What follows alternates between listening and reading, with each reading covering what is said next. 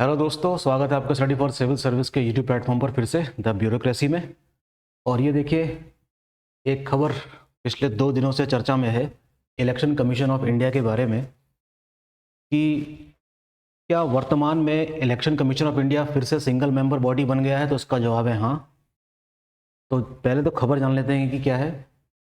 9 मार्च 2024 को एक election commissioner थे अरुण गोयल, इन्होंने रिजाइन कर दिया, अपने कार्यकाल से पहले ही रिजाइन कर दिया है। और पिछले महीने अनूप चंद्र पांडे नाम के इलेक्शन कमिश्नर ने 14 फरवरी को रिटायरमेंट ले लिया था।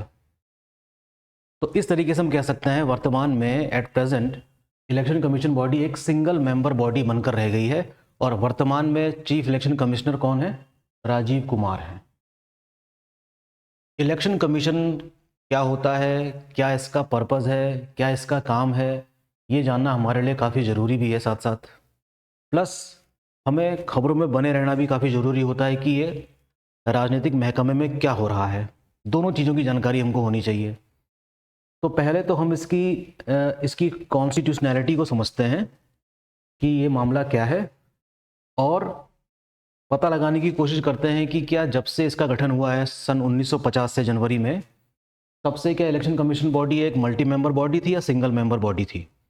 ठीक है, तो फिलहाल चर्चा में ये मामला है कि दोनों सीट्स वैकेंट हैं और ये चीफ इलेक्शन कमीशन खाली एकमात्र सदस्य रह गए हैं इसके, और इनको फिल करना ज़रूरी है। ठीक है, ऑपोजिशन जो हमारा है, उन्होंने तो कह सकते हैं कि याचिका भी दायर कर दी है कि फटाफट इसको क्या करा जाए, फिलअप किया जाए, और उस पर भी हम छोटी चर्चा करेंगे। तो सबसे पहले हम डिस्कस करते हैं इलेक्शन कमीशन के बारे में। तो इलेक्शन कमीशन ऑफ इंडिया है ना, इलेक्शन कमीशन ऑफ इंडिया जो है, उसका उल्लेख है हमारे संविधान के भाग 15 में है। ठीक, पार्ट 15 में इसका उल्लेख है। ठीक, और आर्टिकल्स में है 324 से लेकर 329 तक, सारे इलेक्शन कमीशन से रिलेटेड ये आर्टिकल्स हैं।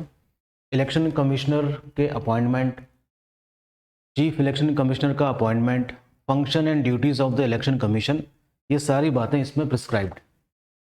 ठीक, तो थोड़ा सा इसका इतिहास जान लेते हैं। तो 19 जनवरी 1950 में इलेक्शन कमीशन का गठन हुआ। ठीक, जनवरी 1950 में, और तब से लेकर 1989 तक यानी कि 1989 तक इलेक्शन कमीशन एक सिंगल मेंबर बॉडी था। क्या है? एक सिंगल मेंबर बॉडी थी। तो 1989 में क्या हुआ कि एज कम करी गई वोट डालने वालों की, 21 से घटाकर कितनी कर दी गई? 18। इससे क्या हुआ होगा कि वोट डालने वालों की संख्या काफ़ी बढ़ गई होगी, और ऑब्वियसली जो वर्कलोड है वो इलेक्शन कमीशन पर ज़्यादा बढ़ गया होगा। तो फिर हम देखते हैं कि उस साल 1989 में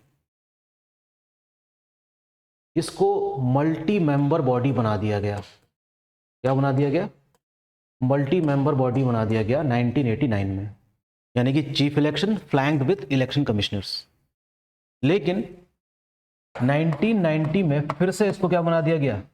सिंगल मेंबर बॉडी, यानी कि फिर से क्या हो गया? सिर्फ एक इलेक्शन कमिश्नर रह गया। ये बात है 1990 की। ये वो दौर था भारत की राजनीति में भी जब काफ़ी उथल पुथल मची हुई थी और स्टेबल गवर्नमेंट नहीं बन पा रही थी। तो थोड़ा सा इसके बारे में जान लीजिए। 1989 से लेकर 1990 तक जो प्राइम मिनिस्टर बने हमारे वीपी सिंह, वो कुछ समय तक ही रहे। उसके बाद चंद्रशेखर बनते हैं। ठीक है, तो हम देख सकते हैं कि जो गवर्नमेंट काफ़ी अनस्टेबल थी, और जिसकी वजह से 1991 में फिर से चुनाव कराने पड़े। और 1991 के चुनाव में ही राजीव गांधी की हत्या करी गई थी लिट्टों के द्वारा, LTTE, ये आप जानते हैं। ठीक है, फिर जब नरसिम्हा राव की गवर्नमेंट बनती है 1991 में, जो कि एक अल्पसंख्यक सरकार थी, और अल्पसंख्यक सरकार के होने के बावजूद भी उस सरकार ने अपने 5 साल पूरे किए थे। PV Narasimha Rao, that is something very important achievement. ठीक है, तो उसके बाद नरसिम्हा राव गवर्नमेंट के टेन्योर में बहुत ही उपलब्धियां देखने को मिलती हैं। एक तो है पंचायती राज सिस्टम के बारे में और दूसरा है इलेक्शन कमीशन के बारे में कि इलेक्शन कमीशन जो है वो 3 मेंबर बॉडी बन गया 1993 में। तो 1993 में इलेक्शन कमीशन क्या बन गया?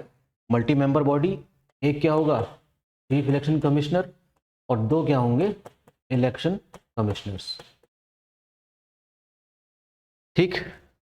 आमतौर पर चीफ इलेक्शन कमिश्नर या इलेक्शन कमिश्नर ऐसे व्यक्ति होते हैं जिनको पब्लिक ऑफिस होल्ड करने का काफ़ी लंबा चौड़ा अनुभव रहा हो।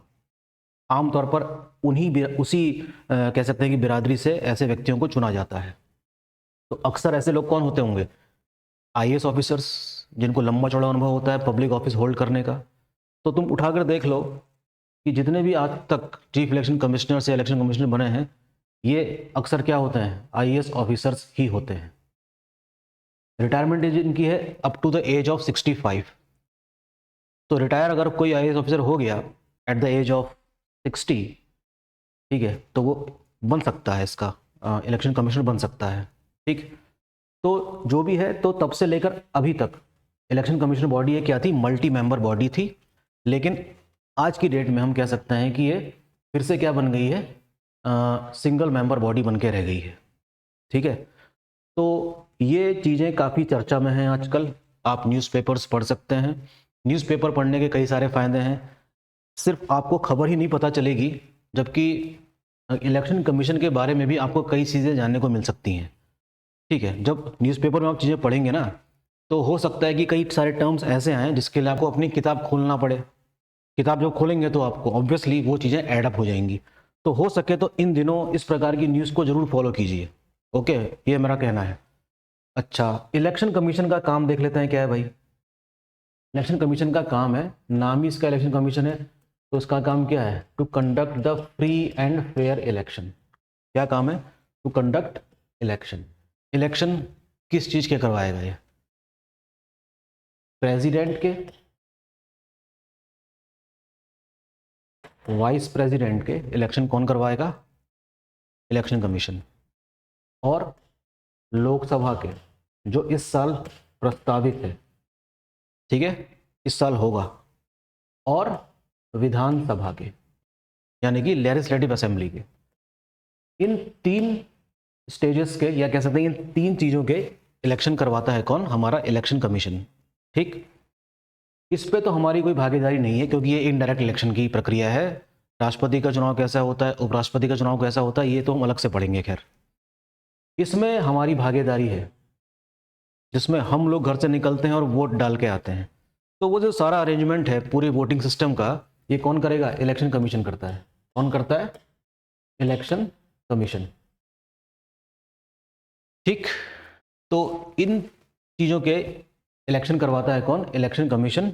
लेकिन अगर आप ये पूछते हैं कि हमारे पास 2 बॉडीज़ और हैं, जैसे कि म्यूनिसिपैलिटीज़ हैं और पंचायती राज सिस्टम है, उसका चुनाव कौन कराएगा? तो उसका चुनाव ये इलेक्शन कमीशन नहीं कराता। ना ही स्टेट गवर्नमेंट के चुनाव कराने के लिए कोई अलग से इलेक्शन कमीशन है, वो यही कराता है। ठीक है। तो फिर पंचायती राज सिस्टम या कह सकते हैं कि जो लोकल गवर्नमेंट है हमारी, है ना, लोकल गवर्नमेंट में 2 चीज़ें लिख लीजिए आप। चलिए, एक तो लिख लीजिए आप म्यूनिसिपैलिटी, यानी कि नगर निकाय, नगर पालिका, नगर निगम, ये सारी चीज़ें, इन शब्दों का इस्तेमाल किया जाता है इसमें। और पंचायती राज सिस्टम। ठीक है। तो इनके चुनाव कौन कराएगा? इसके लिए इलेक्शन कमीशन बनाया जाता है, उसको कहते हैं हम स्टेट इलेक्शन कमीशन। तो अगर आर्टिकल पूछ लिया जाए कि भाई इसका उल्लेख किस आर्टिकल में है ना, उसका उल्लेख तो 324 से लेकर 329 तक है, इसका इलेक्शन कमीशन का। इसका उल्लेख किसमें है? इसका है आर्टिकल 243 के में है, और इसका है 243 जेड ए में है।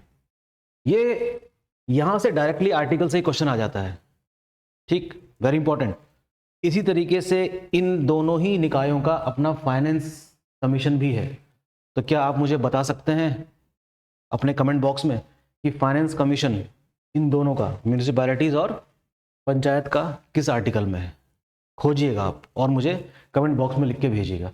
तो इसके चुनाव इलेक्शन कमीशन नहीं कराता, इसके लिए स्टेट इलेक्शन कमीशन बनाया जाता है और उसकी नियुक्ति कौन करता होगा? गवर्नर करता होगा। ठीक है, उस केस में कौन करता है? प्रेसिडेंट करता है। तो ये तो रही इलेक्शन कमीशन की जो कॉन्स्टिट्यूशनल स्टेटस है वो। अच्छा, अब जो हमारा जो ऑपोजिशन है, ऑपोजिशन वो इसको चैलेंज कर रहा है कि जाहिर सी बात है कि अब जो पैनल बनाया जा रहा है, जो कमेटी बनाई जा रही है, जिसके अध्यक्ष कौन होंगे? प्राइम मिनिस्टर, एक यूनियन मिनिस्टर और एक ऑपोजिशन का कोई लीडर, वो तय करेगा कि इलेक्शन कमीशन या इलेक्शन कमिश्नर कौन बनेगा। इस पर काफ़ी विरोध जारी है अभी भी। ठीक, इसका ऑपोजिशन पार्टी विरोध भी कर रही है कि इसमें सिर्फ सरकार का दखल हो जाएगा, जिसकी वजह से क्या होगा कि चुनावी जो प्रणाली है उसको सरकार प्रभावित कर सकती है, ऐसा मानना है विपक्ष का। तो सुप्रीम कोर्ट में इसको चैलेंज किया गया है। ठीक है, पिछले साल ये एक एक्ट है, देखिए चीफ इलेक्शन कमिश्नर एक्ट 2023। इसमें देखिए chief election commissioner and other election commissioner, और इस पूरे एक्ट का नाम क्या है? Appointment, condition of services and term of office act 2023 लाया गया है। तो इसमें क्या होगा कि जो पैनल बनाया जा रहा है उसके अध्यक्ष होंगे कौन? प्राइम मिनिस्टर, यूनियन मिनिस्टर और लीडर ऑफ ऑपोजिशन। तो इसमें क्या होगा कि कहा जा रहा है ऐसा कि ये पैनल क्या कर सकता है? अपने मन चाहे व्यक्ति को वहां पर स्थापित कर सकता है और उससे क्या हो सकता है कि चुनाव के परिणाम अपने फेवर में कर सकता है। This will affect the entire mandate procedure, ऐसा मानना है ऑपोजिशन का। ऑपोजिशन ये कहता है कि एक ऐसा पैनल बनाया जाए जिसमें चीफ जस्टिस शामिल हों। ठीक है, जैसे कि मैं आपको याद दिलाऊं कि नेशनल जुडिशल अपॉइंटमेंट कमीशन बनाया गया था इस मौजूदा सरकार के पहले टेन्योर में, जिसको सुप्रीम कोर्ट ने सिरे से खारिज कर दिया कि नहीं, वो जुडिशल अपॉइंटमेंट कमीशन नियुक्त नहीं करेगा जजेस को। जजेस की नियुक्ति वैसे ही होगी जैसे कि पहले हुआ करती थी। ठीक है, यानी कि कोर्ट सीनियरिटी बेसिस पे करेगा, जो व्यवस्था पहले से चल रही है। ठीक, तो इस तरीके से इस चीज को चैलेंज किया गया है सुप्रीम कोर्ट में और कहा गया है कि इस केस के अनुसार Anoop Varnwal versus Union of India के अनुसार ही क्या हो, अपॉइंटमेंट्स हो, वो इसको लागू करवाना चाहती है ऑपोजिशन। अब देखते हैं आने वाले दिनों में क्या होता है। वैसे ही काफ़ी चर्चा में है मामला इलेक्टोरल बॉन्ड्स को लेकर भी। इलेक्टोरल बॉन्ड को लेकर आपको पता ही होगा कि कैसे 15 फरवरी को पिछले महीने सुप्रीम कोर्ट ने एसबीआई को ये कहा था कि आप 26 दिन के अंदर जो भी ट्रांजैक्शंस या जो भी इलेक्टोरल बॉन्ड्स परचेज किए गए हैं उसका सारा डाटा हमको प्रोवाइड कीजिए, और इलेक्शन कमीशन क्या करेगा, उसको 15 मार्च तक अपनी वेबसाइट में डाल देगा। एसबीआई ने असमर्थता जताते हुए कहा है कि हमें और समय चाहिए, 30 जून तक हम ये काम कर सकते हैं। तो उसमें फिर से सवाल उठने शुरू हो गए कि तब तक तो चुनाव ही हो जाएंगे, तो जो वेरी पर्पस जो है इस चीज़ का वो तो धरा का धरा रह जाएगा। तो एसबीआई को लेकर भी आज सुप्रीम कोर्ट ने फटकार लगाई कि नहीं, तुम्हें कल ही ये डाटा देना है। अब देखिए कल क्या होता है। काफ़ी सनसनीखेज चीज़ें चल रही हैं आजकल। सुप्रीम कोर्ट काफ़ी सक्रिय नज़र आ रहा है हमको। कई लोग उसकी तारीफ कर रहे हैं कि हाँ, सुप्रीम कोर्ट के जज ने तो कमाल करके रखा है भाई, और ऐसा ही होना चाहिए। आखिर लोगों को पता तो चले कि मामला क्या है, कुछ इस तरह की बातें। तो ये सारा मामला चर्चा में था, चर्चा में है, और इन वजहों से मैं कहूँगा आपसे कि आप न्यूज़पेपर पढ़िए, न्यूट्रल होके पढ़िए, किसी का फेवर लेने की ज़रूरत नहीं है, और देखिए क्या क्या चीज़ें हो रही हैं। ठीक है, तो इस चीज़ से जुड़ी खबरें और भी देखते रहिए। कई सारे तमाम न्यूज़ चैनल्स हैं, उनको फॉलो कीजिए।